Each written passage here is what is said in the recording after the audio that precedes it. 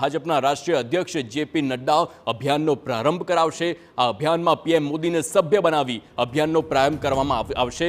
ગાંધીનગરમાં ભાજપના સદસ્યતા અભિયાન અંગે કાર્યશાળાનું પણ આયોજન કરવામાં આવ્યું છે। પ્રદેશ અધ્યક્ષ CR પાટીલની હાજરીમાં ટાઉન હોલમાં આયોજન થશે।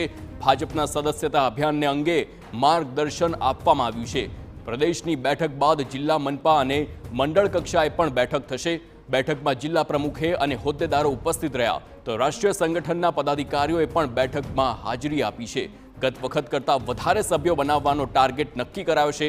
વર્ષ 2022માં ગુજરાતમાં ભાજપે 1,13,60,000થી પણ વધારે આ સભ્યો નોંધ્યા હતા।